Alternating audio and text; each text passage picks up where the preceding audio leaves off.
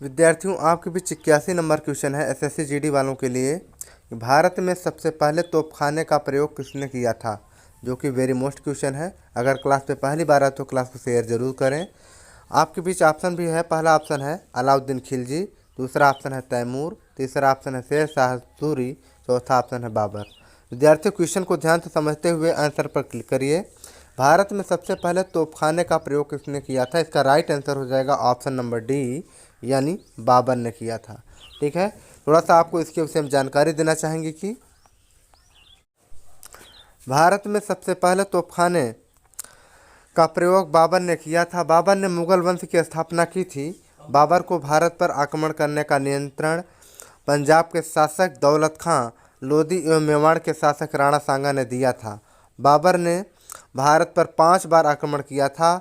बाबर को मुबैया नामक पद्य शैली का जन्मदाता माना जाता है। इसे कलंदर की उपाधि दी गई है।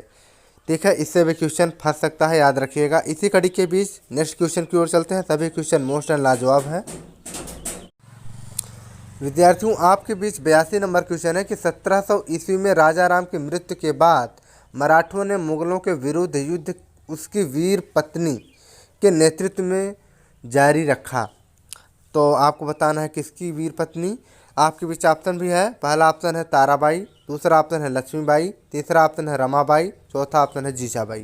क्वेश्चन को फिर से समझिए, उसके बाद राइट आंसर पर क्लिक करिए कि 1700 ईस्वी में राजा राम की मृत्यु के बाद मराठों ने मुगलों के विरुद्ध युद्ध उसकी वीर पत्नी, अब यहाँ पर आपके बीच भर देंगे ऑप्शन नंबर ए, यानी ताराबाई के नेतृत्व में जारी रखा गया। इसका राइट आंसर क्या हो जाएगा? ऑप्शन नंबर ए, यानी ताराबाई करेक्ट आंसर हो जाएगा। थोड़ा सा आपको इसके विषय में जानकारी देना चाहेंगे कि राजा राम की मृत्यु के बाद उसकी विधवा पत्नी ताराबाई ने अपने 4 वर्षीय पुत्र को शिवाजी द्वितीय के नाम से गद्दी पर बैठाया और मुगलों से स्वतंत्रता हेतु संघर्ष जारी रखा। इसी जानकारी के बीच नेक्स्ट क्वेश्चन की ओर चलते हैं। विद्यार्थियों, आपके भी 83 नंबर क्वेश्चन है, जो कि ये वेरी मोस्ट क्वेश्चन है। आप देख सकते हैं कि एसएससी मल्टीटास्किंग परीक्षा 2011 में पूछा गया है और अभी हाल ही में 2019 में भी पूछा गया था। क्वेश्चन क्या कह रहा है कि गुरु गोविंद सिंह द्वारा खालसा पंथ की स्थापना किस वर्ष में की गई थी?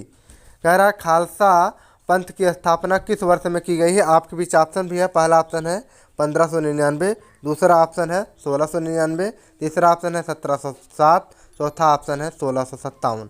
विद्यार्थियों, इसका करेक्ट आंसर हो जाएगा आपके बीच ऑप्शन नंबर बी, यानी 1699 जो है हमारा करेक्ट आंसर हो जाएगा। ठीक है, इसी जानकारी के बीच थोड़ा सा आपको और जानकारी देना चाहेंगे कि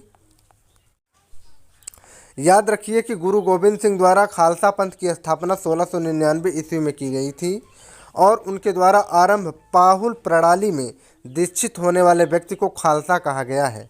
अब गुरुपद समाप्त कर दिया गया और गुरु ग्रंथ साहिब को ही प्रमुख रूप से गुरु का स्थान प्रदान किया गया। इसी जानकारी के बीच मिलते हैं नेक्स्ट क्वेश्चन की ओर। सभी क्वेश्चन मोस्ट हैं आपके कंपटीशन एग्जाम के लिए।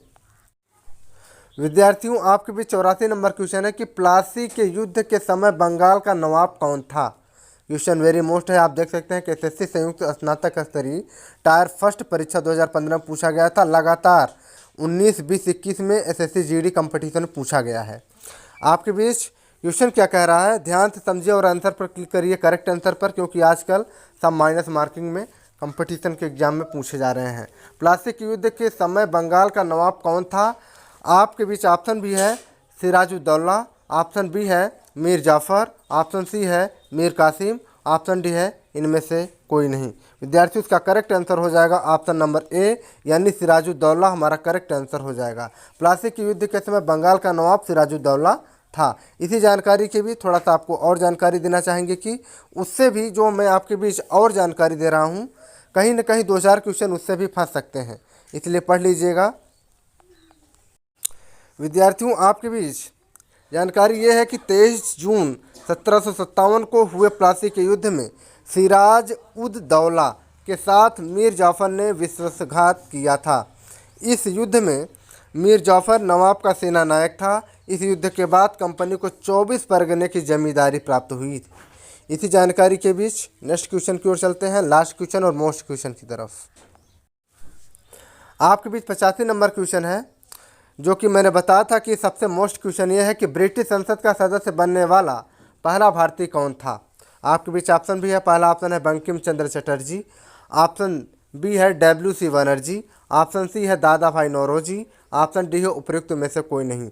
आप देख सकते हैं कि एसएससी स्नातक स्तरीय परीक्षा 2011, एसएससी सीपीयू परीक्षा 2003 और 2019, 20 और 21 और 22 में लगातार कंपटीशन पूछा गया है। क्वेश्चन क्या कह रहा है, ध्यान से समझिए कि ब्रिटिश संसद का सदस्य बनने वाला पहला भारतीय कौन था। इसका राइट आंसर हो जाएगा ऑप्शन नंबर सी, यानी दादा भाई नौरोजी हमारा करेक्ट आंसर हो जाएगा। इसी जानकारी की भी थोड़ा सा आपको और जानकारी देना चाहेंगे कि